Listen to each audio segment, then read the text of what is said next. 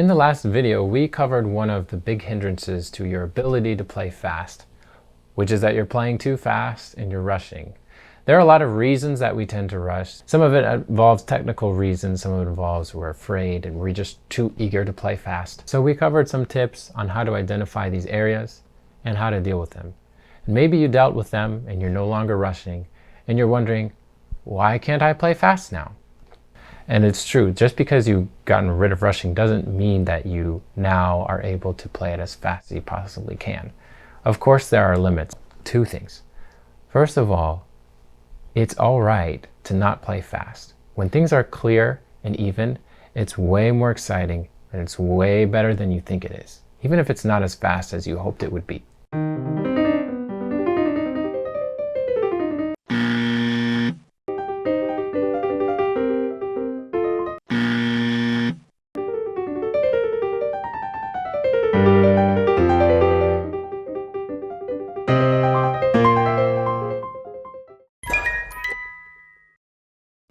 But secondly, be patient. It's a long process, but if you don't get this into place, it's going to be even longer, and you're actually never going to get there.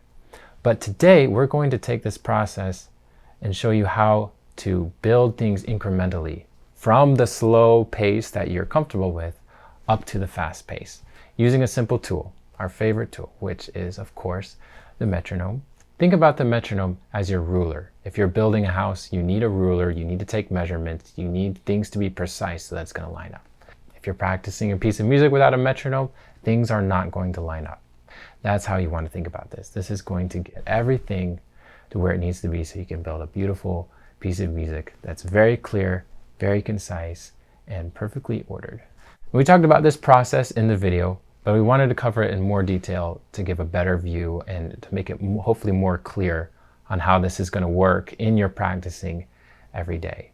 So we're going to go through this simple process step by step, and it's going to help you to build precision.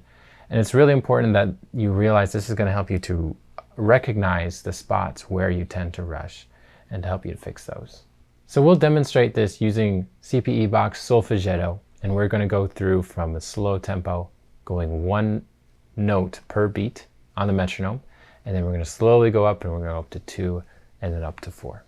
A good strategy for using the metronome when you have to play fast 16th notes is to first set the metronome at kind of a fast tempo, and you're just pulsing the 16th note. I'll show you what I mean. So I'm using a phone. I'm going to start at 160, and I'm going to play one note every beat.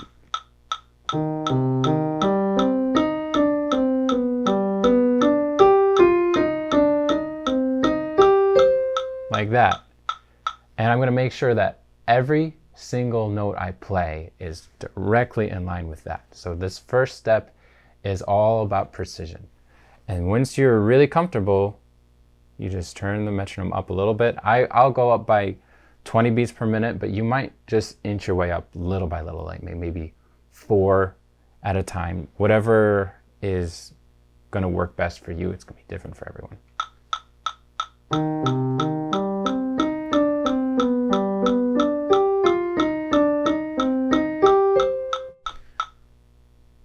And just little by little,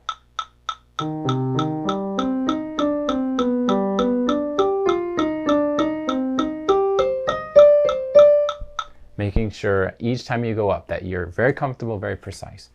Now when I get to this point, I'm at 200. I'm going to cut it in half to 100, and then I'm going to go 2 notes per beat. So this is the same tempo, but it feels different.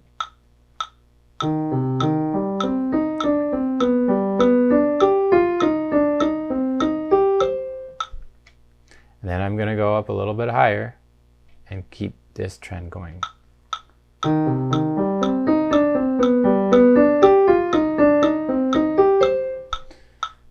Until I get to maybe, let's say I get to 160.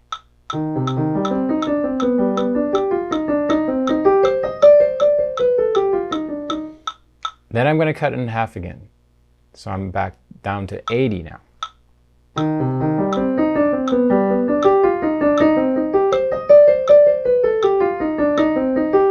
That's 4 notes per beat. And then I'm going to keep doing this. And I could even cut it down one more time, potentially, if I wanted to. Let's say I cut it down to 60.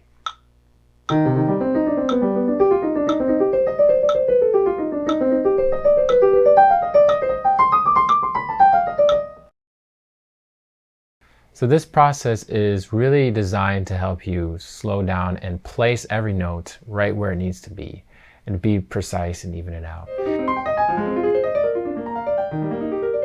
And when you start with this process note by note, and then by the time you get to 2 notes and 4 notes per beat, you'll really have a better sense of where those notes need to be. You'll be able to hear them a lot better.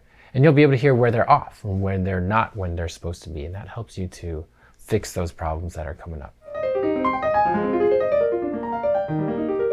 Once you get to a faster scale, and you're going to feel only the 4th note, and the rest of them in between, you're going to hear where they need to be. And it's a lot easier to let them flow and let them fly once you've built that groundwork of every note being where it needs to be. Make sure when you're using your metronome that you're not going faster than you can go. Find where it's comfortable and use that as your limit. Use that as your boundary. Okay, don't step outside the boundary, because when you do, you necessarily cause problems that are going to be cemented into your playing. So don't do that. So now once you are comfortable with, say, a tempo like this, what I just did, 60 and 8 notes per beat, it's really important, once you're at that point, you actually turn the metronome off, but keep that beat in your mind.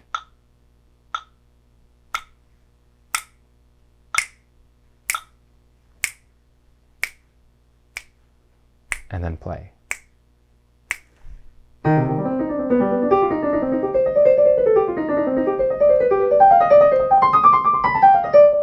If you skip this part, it can be dangerous, because then you're always relying on the metronome to ground you. You have to, take the training wheels off. So it's really important that you are able to turn the metronome off and then keep that beat in your mind and be able to be independent of the metronome.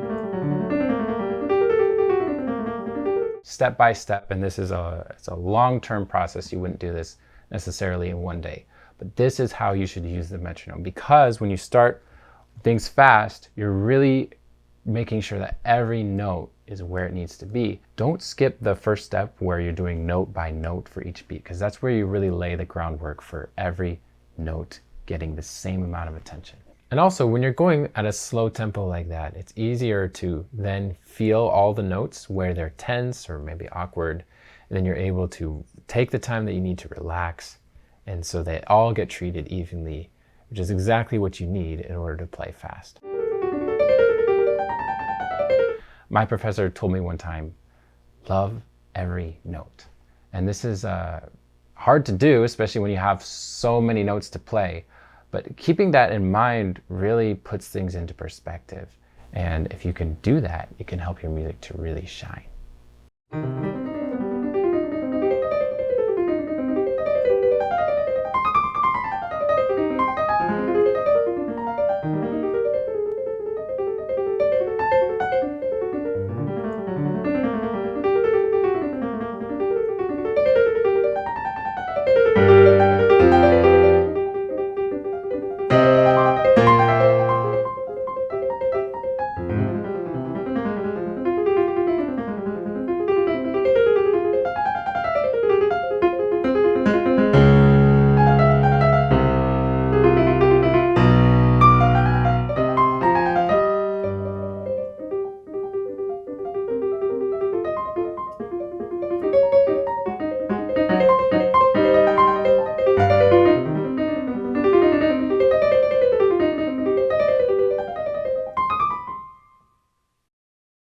So please let us know in the comments if you have any questions for us. And as always, thank you so much. Happy practicing.